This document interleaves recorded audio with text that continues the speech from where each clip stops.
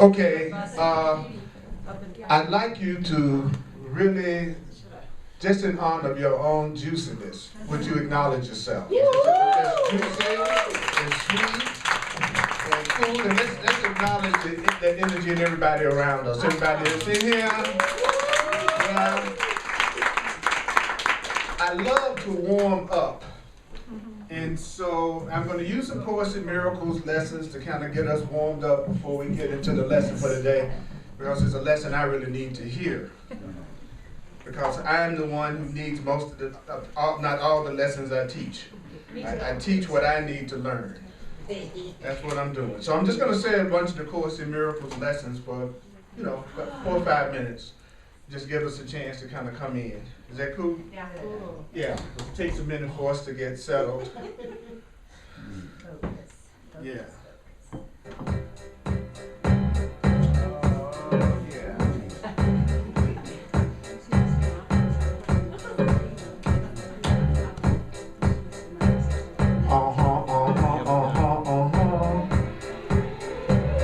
Remember this. You need not believe these ideas. You need not welcome these ideas. You need not accept these ideas. Welcome these ideas today. Some of it is going to be so hard to believe. Some of the ideas are going to be quite startling. Some of the ideas are going to be quite startling. Some of the ideas are going to be hard to believe. Some of these ideas are going to be hard to believe. Some of these ideas are going to be quite startling.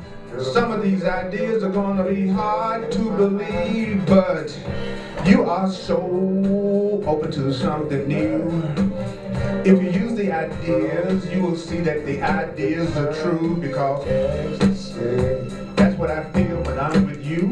I feel so good. Do you feel good to be with each other? Did you let yourself feel good today? Give me time to start talking before you go to sleep. At least let me get started. I said hello, and some people went. It's amazing. It's amazing. It's amazing. We're gonna feel it. Get out your head, get in your whole body. This isn't just an intellectual thing, it's a hard thing. You have given everything you see, all the meaning that it has for you. I have given everything I see, all the meaning that it has for me. I have given everything I see, all the meaning that it. Anybody don't mind saying it with me? I have given everything I see, all the meaning that it has for me. I have given everything I see, all the meaning that it has for me. You are never upset for the reason you think. I am never upset for the reason I think. I am never upset for the reason I perish. I am never upset for the reason I think. I am never upset for the reason I think. You are never upset for the reason you think. You're never upset for the reason you think. I'm never upset for the reason I think. Say what? I am never upset for the reason I think. I'm never upset for the reason I think. I'm never upset for the reason I think. You know why that's true? Because you may think you're upset because of whatever you think is happening, but you're upset because of the meaning you're giving to what's happening. So you're not upset because of the thing that seems to be happening. You're upset because of the meaning that you're giving to the thing that's happening. That's why you're never upset for the reason you think. You're only seeing the past. You're seeing your past interpretations, and you're using them, in the present, and those interpretations are making you upset. You're never upset because of whatever is physically happening. You're only upset because of the meaning that you are assigning to it and giving it. There's the thing, there's your interpretation of the thing, and then your emotional response to your interpretation of the thing. You're never directly upset by the thing, or all of us will be getting upset the same way about things all the time. The fact that all of us have different, unique reactions to the same thing, like this class. Some people will have an excited reaction, some people will have a bored reaction, some people will have a dazed and confused reaction, some people will be happy, but the same thing is happening in front of all of you. So you're the one that's determining how much you enjoy what happens today. You're giving yourself the class that you're going to have for the next hour, because you're the one that's determining your interpretation of what I say. So if you don't like the class, it's not my fault. It's the class you gave you. If you don't have a good time today, I feel no responsibility for it. It's your attitude that's determining what you're experiencing out of this. It's my job to make me happy about it, and it's your job to make your days happy. It's not my job to make you happy. It's not your job to make me happy. It's not anybody's job to make you happy. So stop looking for people that you think will make you happy. That's not their job. They're not here to make you happy. They're here to share their happiness with you. And you should be sharing your happiness with them. That's what the truth is. You know. So this class is about learning other ways to look at things. And the section I'm going to cover today is a section that's really important, because I got a lot of things coming up in my experience. So I always teach what I need to learn. And I bet you need to hear this too. This section is one of my favorites. I like to go over it again from time to time because it's so important from A Course in Miracles. Those watching online, it's called Setting the Goal, and the Foundation for Inner Peace version of the Course. It's on page 365, chapter 17 in the text. I have some loaner copies up here. I went to another, one of my loaner copies ended up in another place the other day. I don't know what happened with that, or what's up with that. Somebody took my loaner copy and left it somewhere else. You innocent.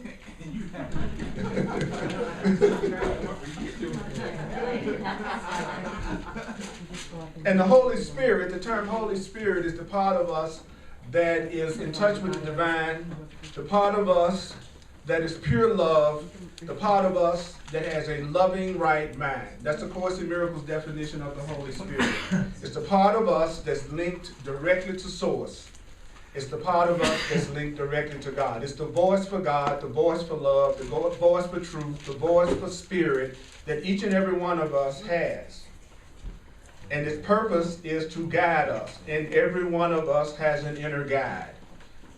Every one of them. And the inner guide is not condemning you. It's not punishing you. It's not attacking you. It's not calling you anything less than complete and total love. So it's the loving voice.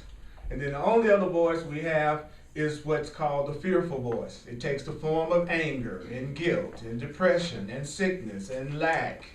That's the voice. That's coming from the part of me that's not coming from the truly loving part of myself. So we basically have two emotions according to the Course in Miracles, love and fear. We call love what? Freedom, abundance, joy, play, health. That's love. And then fear is all the rest of it that I said. The Course in Miracles is so simple that it's sometimes hard to hear. It says that there's nothing harder for us to hear than the simple and the obvious. Because the part of us that wants to keep us unhappy because it doesn't believe that we are valuable and worthy loves to complicate everything to keep you in a state of upset and unhappiness. So the truth is not complex, it's just different. Okay, so let's try to let go of that idea that anything that I'm about to say is complex. It's so simple that we have to either go, I'm going to do it or not. But I certainly won't say I don't understand what was just said. And that's okay, because if it's the truth, it doesn't matter if you believe it or not. If it's the truth, it does not matter if you believe it or not. It's still going to be true. So that's important to realize when you're thinking your belief has anything to do with whether or not something is true. Your belief determines whether or not it's true for you, in the sense that if you don't believe it, you won't perceive it, but it doesn't mean it's not there. I could love each and every one of you. You may not believe it, but it doesn't mean my love is insincere because you don't believe it. Do you get that? So your belief doesn't determine how I feel about you at all.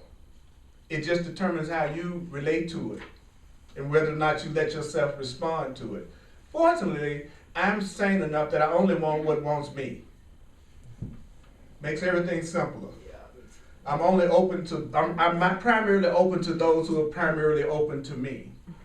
Life is too short to spend it trying to convince someone to believe me, trust me, care about me. I don't do that anymore. I used to do it. I used to be really focused in on who was most resisting and who was most uninterested. That would be the requirement for me to be interested. Okay? That's not loving to yourself. So if you're being open and loving and you're not receiving any kind of response to that, that's a red flag. It means stop. Redirect. Rejection is protection. And redirection is right. Okay? So I'm going to use the word the Holy Spirit or love. Either one of those. So the first paragraph in that section says, thanks, it's good to see there are new people here today that I've never seen before. I call them, Course in Miracles virgins in terms of my particular class. I promise I'll be gentle, okay? Okay, just take it easy on me.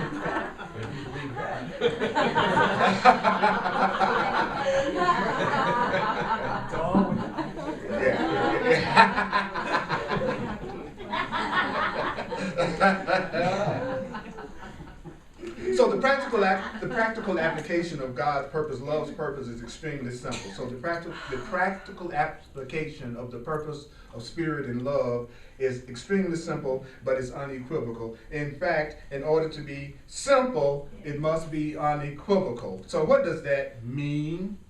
The simple is merely what is easily understood.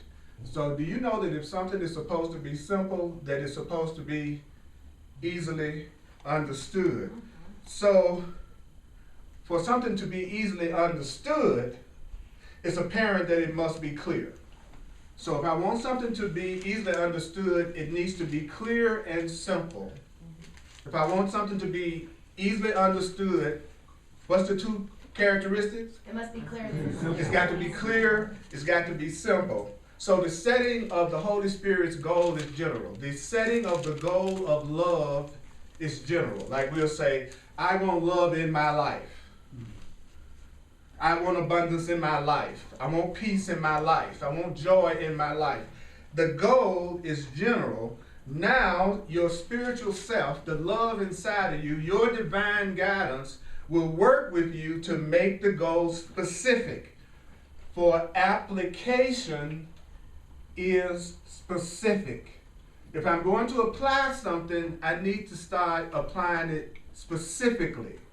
Even though the goal is, I want to love all of you, but I need to apply it specifically to you and you and you and you and you and you and you and you. Well, application must be specific. If you sit up in here and you go, I love everybody. First of all, that's pretty much a lie. You don't know everybody. Right? But we'll say stuff like that. I love everybody. But then you say, I got this grievance against my mom.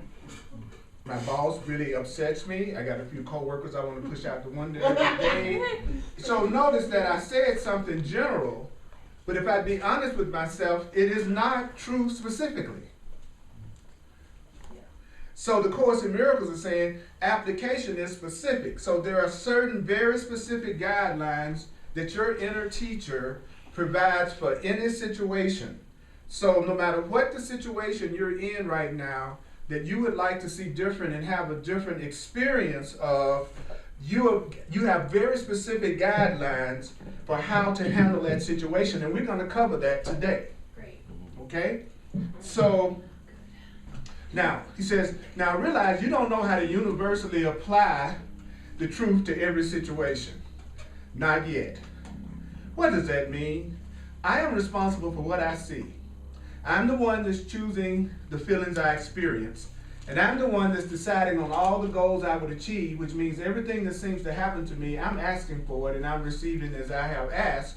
And I don't realize that in every situation, I'm the one that's giving myself the feeling that I'm having in it. That I'm the one that's causing me to feel the way that I feel in every area of my life. I don't realize that that's true in every situation yet. Do you? No. Okay, that's what it's saying. You don't realize their universal application. Therefore, it's essential at this point to use these guidelines in each situation or each relationship separately, so that I can more safely learn to look beyond each situation in an understanding that's far broader than I now possess. What does that mean? I'm going to apply the truth to you in a specific situation, and I'm going to apply the truth to you in a specific situation until I can safely look beyond each situation in a much bigger understanding than I have right now, which is to understand that the truth works in every situation and not just some situations. But to learn that, I've got to start practicing what I'm reading in every situation. I've been counseling for over 30 years. I know that there's a difference between intellectually reading something and hearing something and actually applying it to your physical reality. And if you're one of these people who think you've been practicing the truth and studying the truth and doing personal growth things, and it looks like nothing's changed in your life, it just means you aren't applying it. Mm-hmm. You're not applying it. Don't look any further than that for the reason why you're not getting the results. Mm-hmm. It's not because I'm at work. That the truth works when I'm hanging around these people that's trying to be loving. But when I go to my job, the truth don't work. No, you're not working the truth on your job. Mm-hmm. And that's why the truth doesn't work. You go into your job and you're reverting back to your old programming. And what does that mean? It means you are telling yourself at work that if they spoke or acted differently, you'd be happy at work. That's what I mean when I said revert back to the old way of looking. Because there aren't but two ways of looking at things, by the way. Let's keep it simple. Either you're a person that's always looking for everybody else to act differently so you'll feel good, or you are a person who's taking responsibility for how you feel because you know your feelings come from you and the meaning that you're giving things. Those are only two people walking the earth. You're doing one or the other, or you're going back and forth between the two.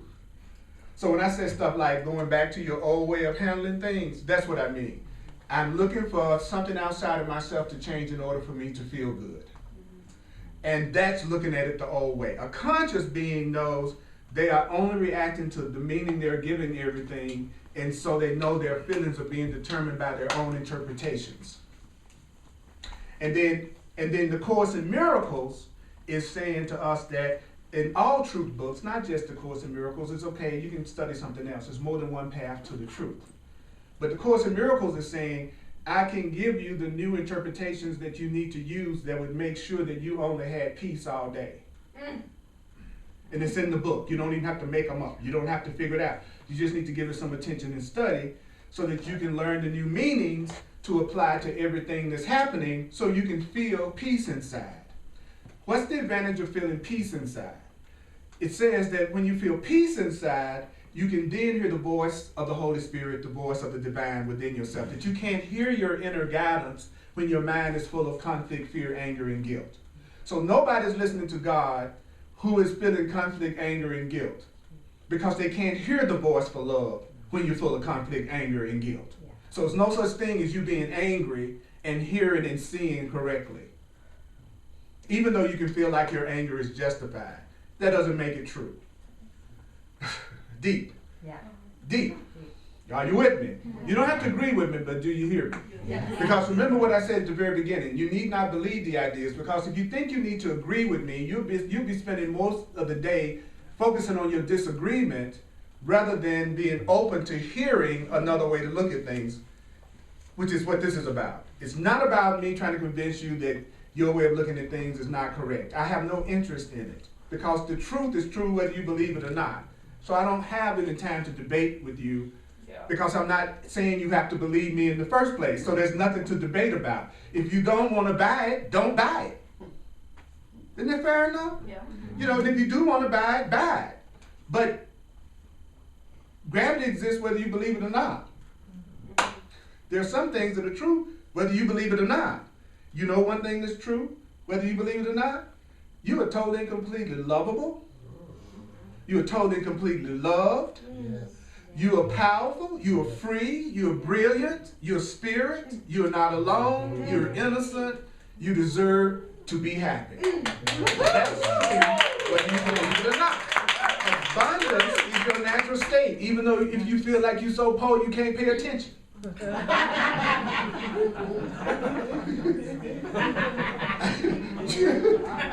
So poor I can't even pay attention. Think about that. Yeah. So if your life isn't working in your perception, and you have a lot of unhappiness in your life right now, I hope you're wrong about everything you believe. Yeah. If you're saying that you want a relationship, and it seems to totally elude you, it would be much more to your advantage to say, I have some ideas about relationships that's evidently not correct, or I would have one. Rather than go, I think I'm right about it, but it's just not showing up.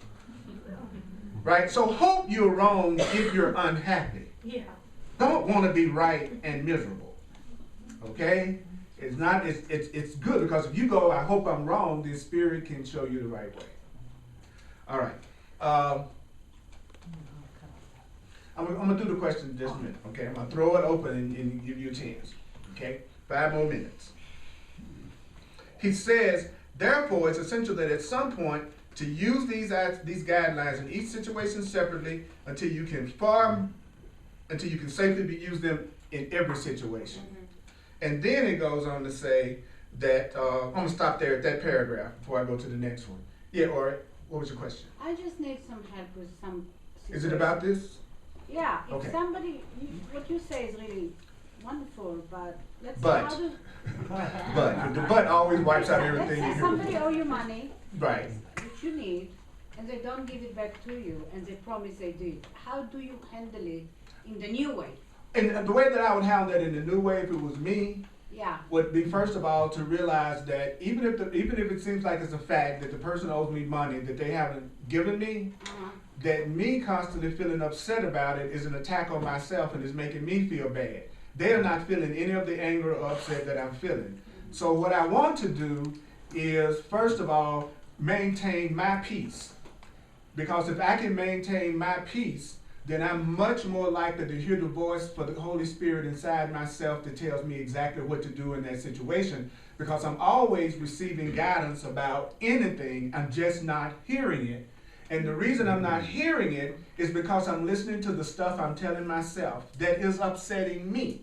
So I am punished. So not only does the joker owe me money, I'm attacking myself about it.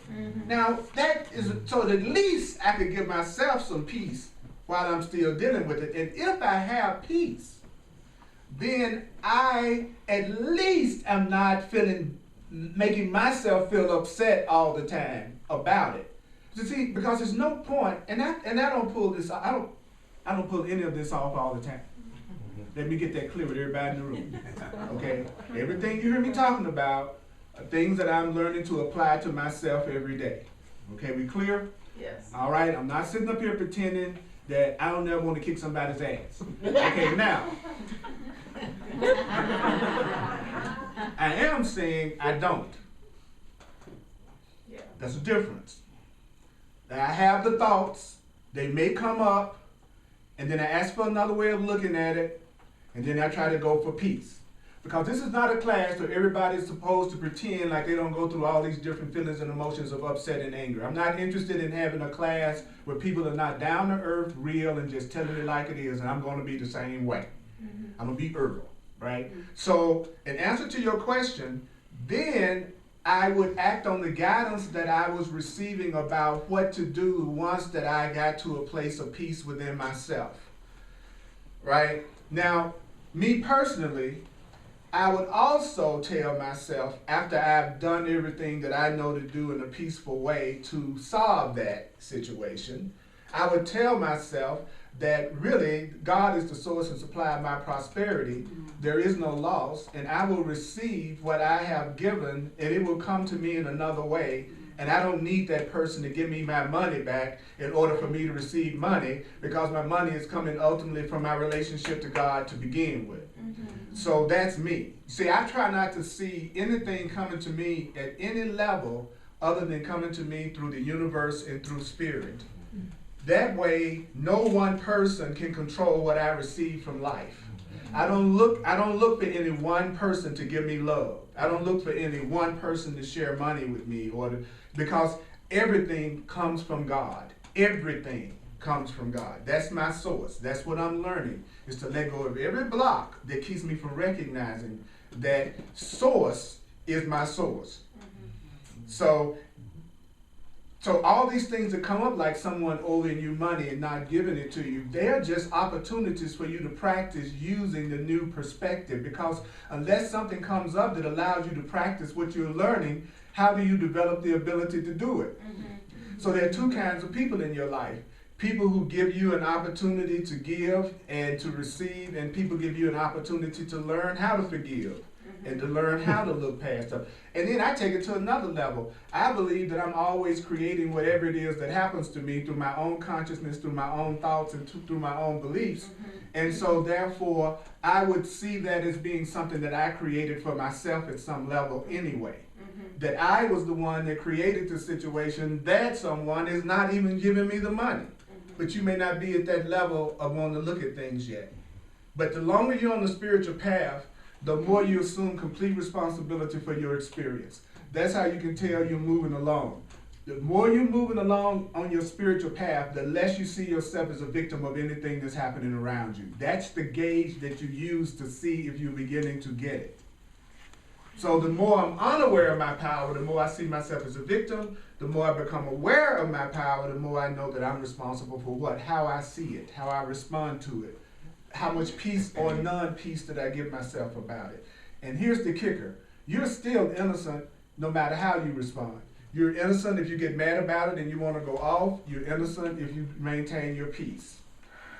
Because that's what you are. You're a beautiful, innocent being that's learning how to wake up spiritually.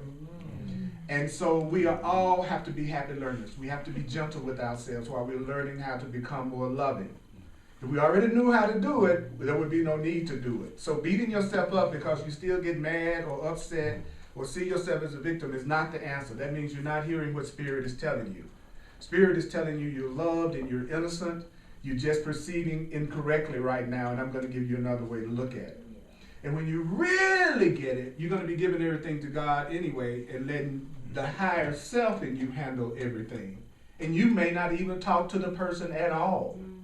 I get more results now by not talking to people than I ever did when I was trying to reach them and convince them to do anything with me. I let the higher self in me talk to the higher self in them. I let the love in me talk to the love in them. I let spirit in me. I try to bypass everybody's ego personality because that's where the block is.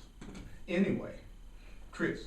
So what I've been hearing from you also is that peace is a prerequisite to be able to hear the voice of God. That's right.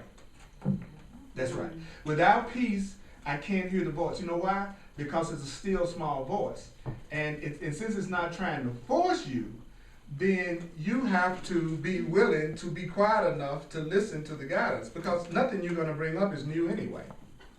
There's no such thing as an original problem.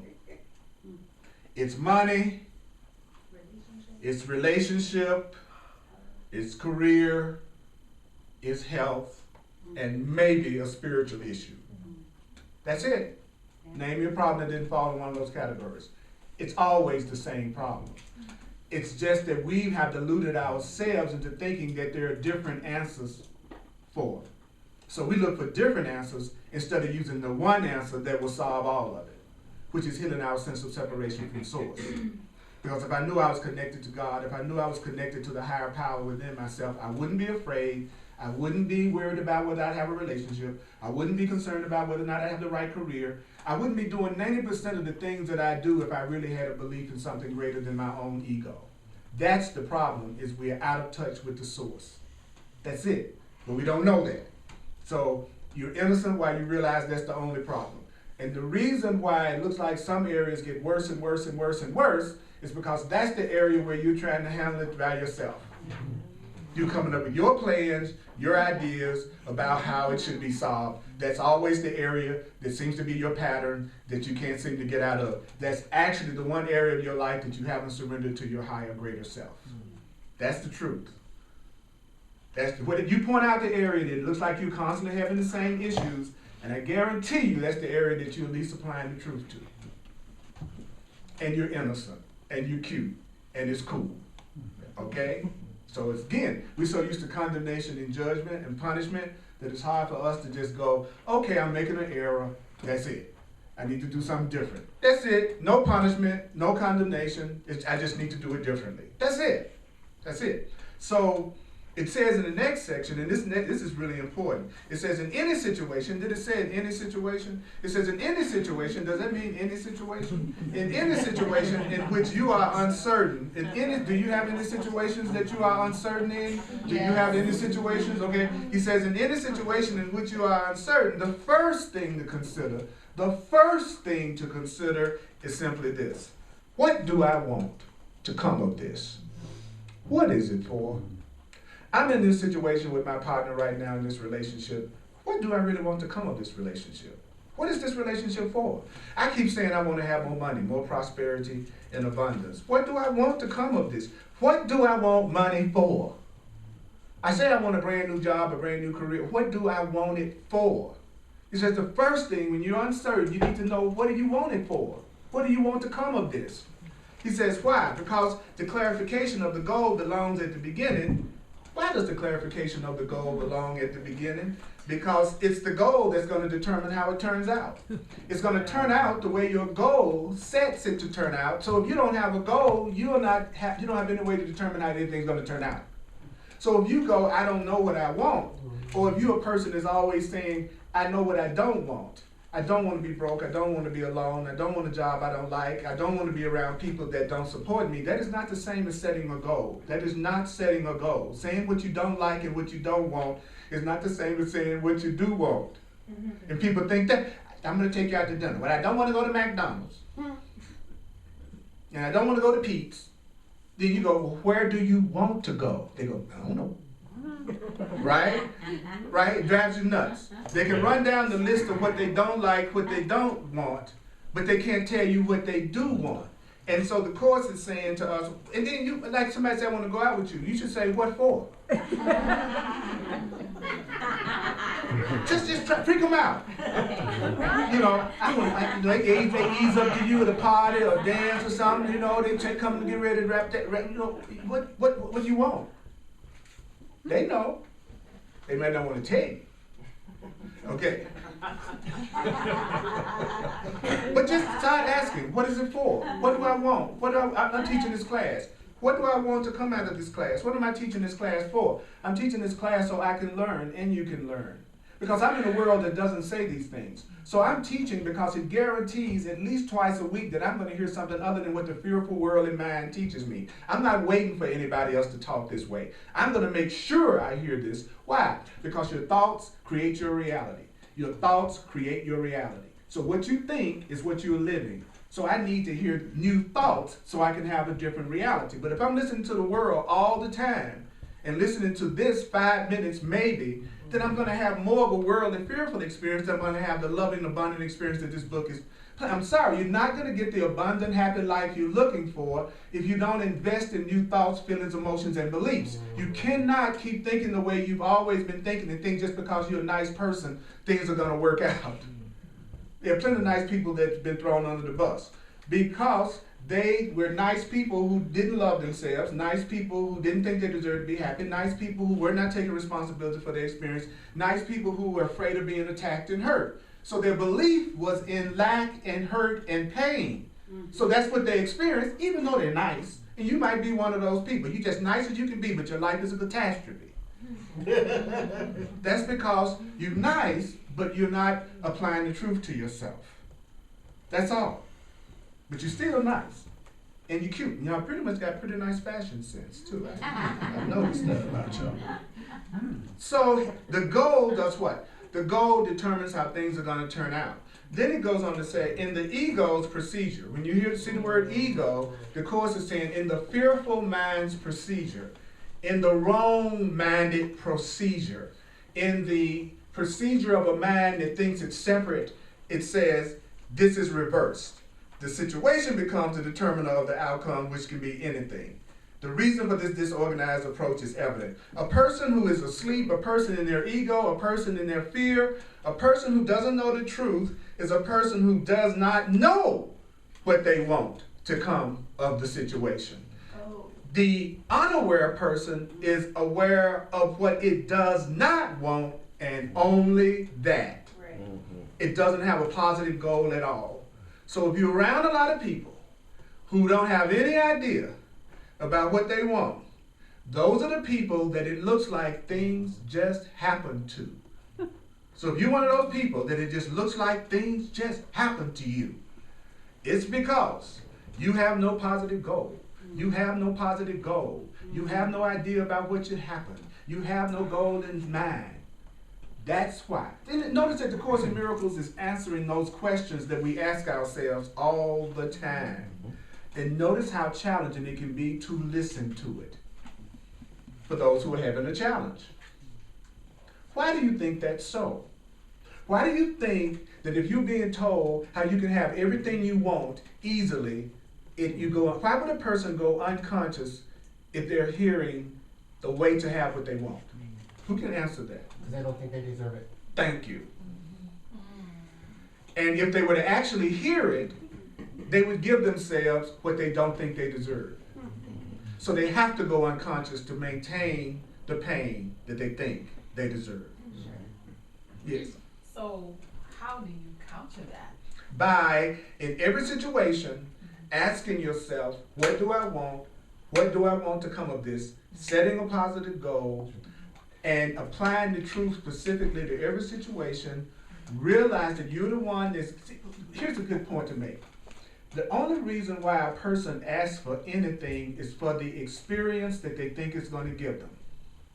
So really what people want is a feeling.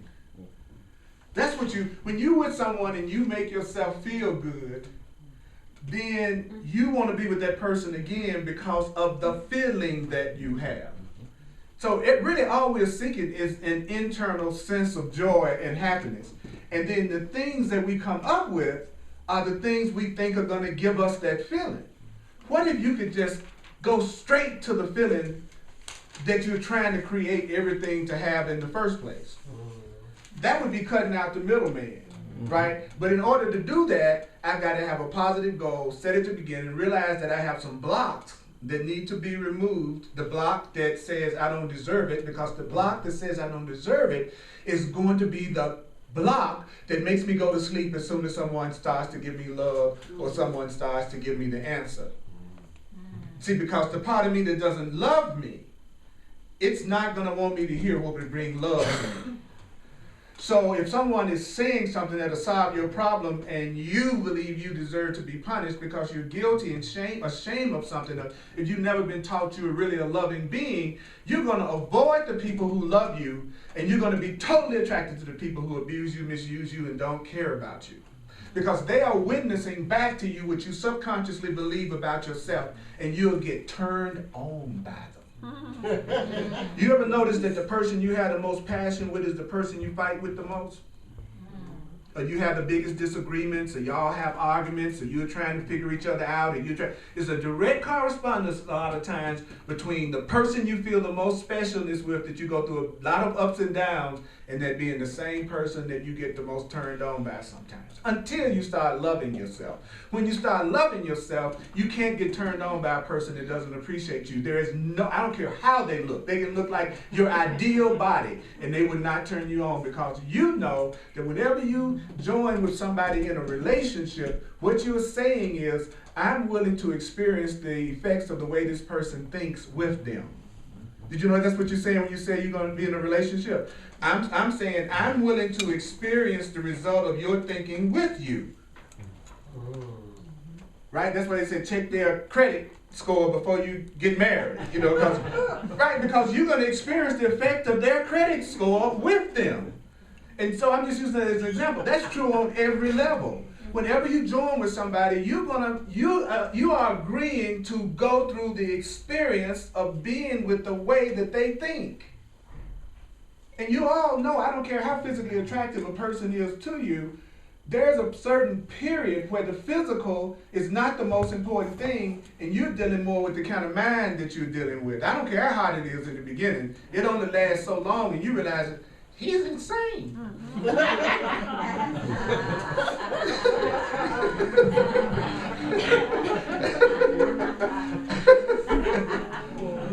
You go, I'd like to have a conversation. You see what I'm saying? So the ego loves to use the body to keep you from joining, by putting the focus on the body so much that you're not paying, and the specialness, that you're not paying attention to the way that person thinks. And that's what you're going to end up dealing with. And I've said this before. If there's anybody you're interested in, if you want to get an idea of why you're interested in them, just imagine what it would be like to be on an island, and it's just you and them, and you don't have bodies. So the only thing you got to deal with is that person's mind, which you really want to be with them. And you'll get really quick what you're in the relationship for. Okay, I see y'all came to some conclusions pretty quick out there. Some conclusions happen really fast. That's all you got to do is go, if this person didn't have a body, would I really want to hang out with them? Or you could say, if this person didn't have the money, or didn't have the house, or whatever it was on the outer that you were using to be attracted to them. I had a friend that had a house that was so fabulous that he didn't have to seduce anybody. All he had to do was get them to his house. And then once they saw his house, panties were flying. Okay, so, oh, he must be having a date tonight. I thought it was a shooting star. I'm sorry, I talk like an adult to adults. I was studying the Course in Miracles with some 17, 16, 18-year-olds a few days ago, and they had been watching my videos, and they wanted to connect and study. And their comprehension and reception and openness to the Course was much greater than people older. And they were much more upfront about their sexuality and everything. Adults have so much sexual guilt and guilt around money, you can't hardly even talk like people talk. You talk to teenagers, they're ready to get real, but you talk to adults, they all offended. He said flying shooting star panties. You know, and they would go, the teenager would go, yeah, let's talk about that. See, that's another way to look at it. Was it a thong? You know,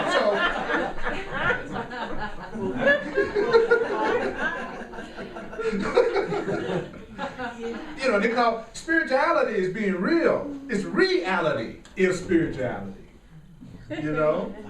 It's having fun with this. The Course in Miracles says if you don't have fun with the spiritual path, then you won't be able to deal and handle the truths that are going to be revealed. Yeah. Because you'll be too upset about everything you're hearing because you're taking it too serious instead of being sincere. Mm-hmm. Be sincere, not serious about it. Mm-hmm. And that's why I try to have a good time, where people want to get serious.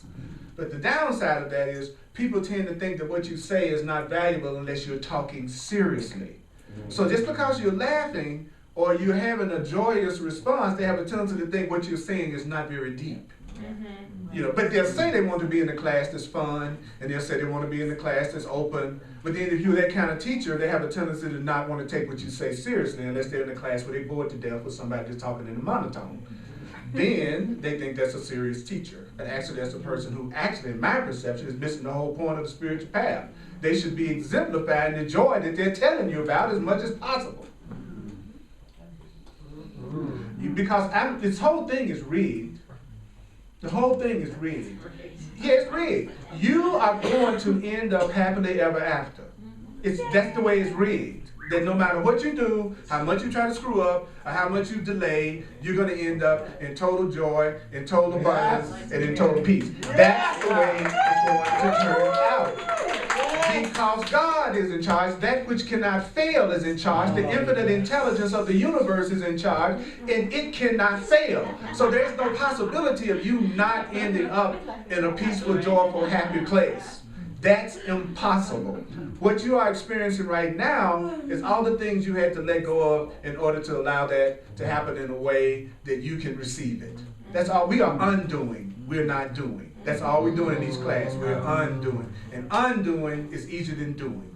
You can demolish a building in 5 minutes that took a year to build. So all of your blocks that keep you from being happy and having everything that you want can be undone much faster than the time it took you to build that block that you're going through right now. So acknowledge yourself for even showing up today and hearing that much, letting yourself get that much.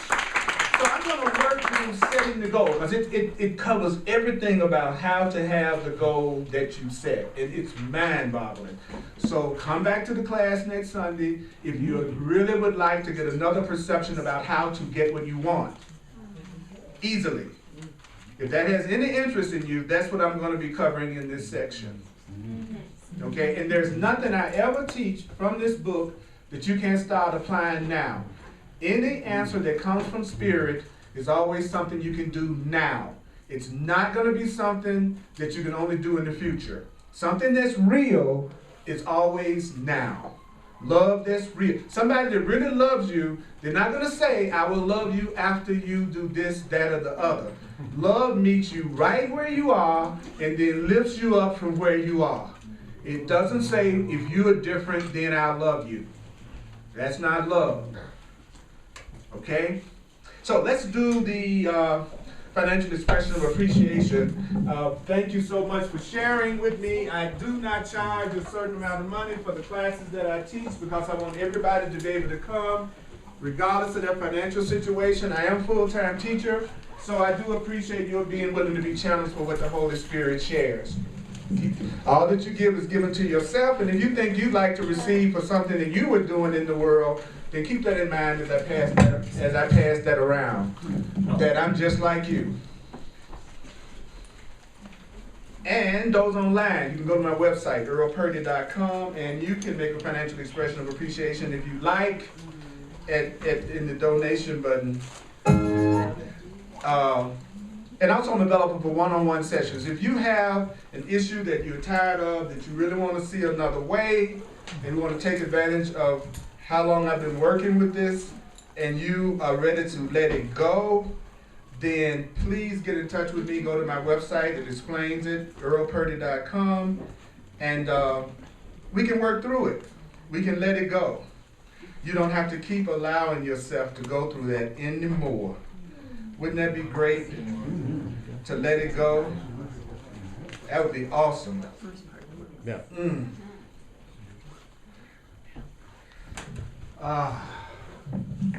Tuesday night I do a class called The Way of Mastery. That's another class. And we're talking about the 4 keys to letting go and to have everything that you really want. The Way of Mastery is a very powerful class. All my classes are drop-in. So you can come once, because I cover a thought, or you can still come every week and we can build on it. Your thoughts create your reality. What you believe, what you feel is creating your reality. You are drawing everything you are experiencing to you because of the way you think and feel. If you like to have things easily, you change your vibration. You change your vibration by changing your thinking. You can only change your thinking by giving yourself new thoughts and applying them. And here's the cool part. The once that you make a sincere commitment to changing your direction and becoming more loving and more spiritual, your greater self has your back. So it's not like you're trying to do it by yourself any longer. There's a part of you that will take up the slack. The God part of you will start taking up the slack of what you can't do. This is not a class on giving you information so that you can handle things better on your own. That is not a spiritual class. A manifesting class is not a spiritual class. They're not the same thing. Teaching you how to manifest a car doesn't mean your consciousness is grown. Some people try to manifest a car through their thinking. Some people try to manifest a car through having a job and good credit. There's no difference between those two people. The person that's different is the person that's learning how to surrender to their higher self and learning how to let spirit rule in their life. That's very challenging for Western minds. We do not grow up in a society that's about putting God first, except the guilty God. Okay, the one God that generally people hear about is one that's punishing, kicking butt, and there's a man in the sky, and that's not the one the Course is talking about. And the other end of the spectrum are the people who don't believe in a higher power at all, and they think they're on their own, and that they're going to get everything through their own wits and inventiveness and ingeniousness. Those people struggle more than anybody. Because at least the people who believe in the guilty God, at some level are surrendering to something they think is better than themselves, or greater. But people who have no belief in anything higher, then they think they have to manage everything, and they don't really know how to control everything, but they're trying to. So they're scared most of the time, and they're just trying to get somebody who's going to take care of them in some way. That's why they so desperately need relationships. Because I don't want to be alone. I want somebody to look out for me, be in this with me. I want somebody to join in the suffering. I don't want to be miserable by myself, so I just get somebody else to be miserable with me. And then there's another group of people that are going, I'd like to have a relationship in my life, not because I need it. I feel whole and complete. I want to have my relationship so that we both can remember the truth and our power in God and love together, that we can use each other to help each other remain sane, and we can have pleasure and joy and adventure together, but we're keeping each other awake. We're never letting each other feel like we're not worthy and that we're not valuable. That's a different reason to have a relationship. So ask yourself, what do you want a relationship for? What do you want, whatever it is you think you want it for? Because that's going to determine how it turns out. You want to be able to predict the future? Have a goal. You had a goal of coming here today, so you were able to predict your future and say, I was going to be at the course class today, because you had that as a goal. So the goal determined the outcome, and you ended up being here. That's the way it works in every situation, all of them. All of them. Your financial situation is a direct reflection of your goal, whether you know it or not. Not because of the economy, not because you're a woman, not because you're black, not because you're this, not because of your childhood. Everything you are experiencing right now is happening to you the way it's happening because of your own consciousness, your own thinking, your own beliefs. That's why you're not trapped. That's why you're completely blessed. And that's why no matter what's making you unhappy, it can change. There's nothing in this world that stays the same. This is the world of change. And that's good news, because that means whatever situation you're in, if it's not satisfying to you, it can change. Yes. Yeah. You're not stuck at all. You're not blocked at all. I'm glad that went over so big. Thank you. So, I think it was 5 claps. I can have what I want. Okay.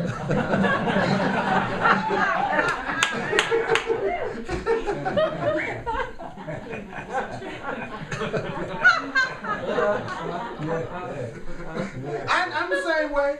Sometimes when it gets too good, I go numb. It gets too good, too much love comes out. It's right now. There's so much love coming at me from so many directions that it's bringing up every ounce of any idea of feeling that I have within myself that I don't deserve it. It's like a toothpaste tube. You know what I'm saying? It's like my crap is the toothpaste, right? And then love is squeezing my tube. So all that fear toothpaste, guilt toothpaste is coming up. You know what I'm saying? So actually when love really starts to come to you, you might find that your reaction is the opposite to what you thought it would be. Because if you have any feelings of unworthiness, then you're going to go, oh my God, I don't really deserve this. And then that'll kind of freak you out. It looks like people are treating you nicer than you think you deserve to be treated. And that's the challenge when you don't think you deserve it. And it's coming at you from everywhere. So be prepared for your world to start treating you better than you think you deserve, even though right now it might be looking like you think it should be treating you better than you're being treated. It's going to switch.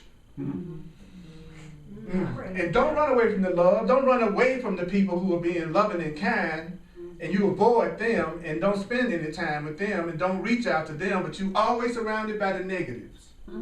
The ones who are always talking crap, they're the ones you're hanging out with. Then that's where your mind primarily is. You're not with them because you're different. You're hanging out with them because you're the same. But even though your ego will say, I'm not really like that, but all my friends are crazy, but I'm not. No, your friends are a reflection of you. That's why you're attracted to them. That's why when you really start to love yourself, some of them are going to change with you. Some of them are going to drop your butt because you're no longer fulfilling the need that you used to for them. And some people you're going to have to choose out of. Those are the three changes that happen. They'll leave you. You will have some people that's going through the same change you're going through, so they'll be right there with you. And then there'll be some people you go, you know, I love them, but this is just not a helpful relationship anymore, and I'm going to have to choose out of that. That's what's going to happen. You know, that's it. You didn't condemn them. You didn't judge them. They just had a different way they wanted to be, and they have a right to stay there as long as they want to. But that doesn't mean that you being loving means you stay there too. Because what happens is you have to free them so that they can have what they deserve and you can have what you deserve. Because there's somebody that will always love you just the way you are. For many people, you are a step up. That's the truth. That's absolutely true. There are many people who, they wouldn't even believe you existed because you're so much more saner and loving than the people they're accustomed to being around. They're praying for you right now. You know, I want a little dysfunctional, loving black man with some love handles. I want him right now. They wear white glasses. I need him. I want him right now. I can hear her praying right now. You know, I want him. I want him now.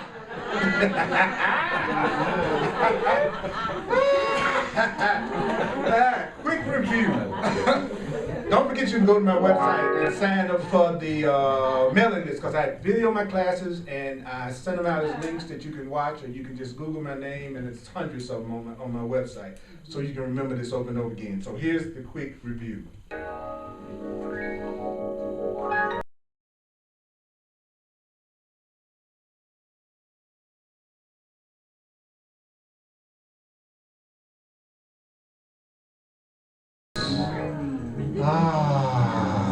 Now look around the room and then wink your eye at somebody.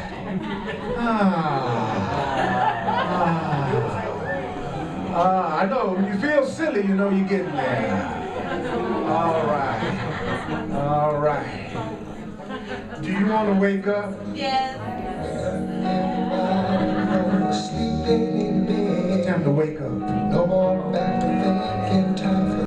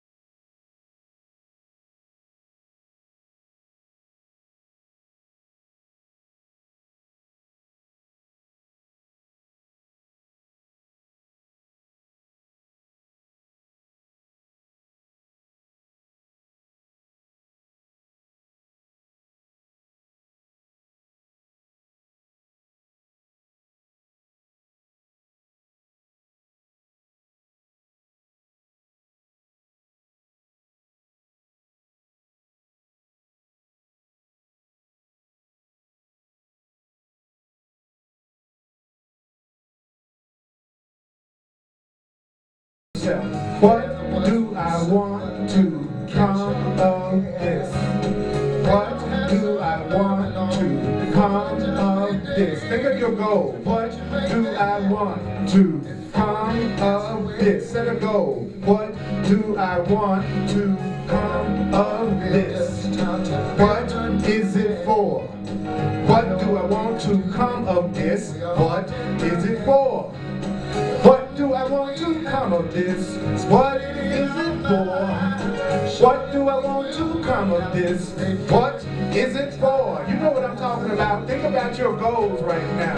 What do I want to come of this situation? What do I want to come of this relationship? What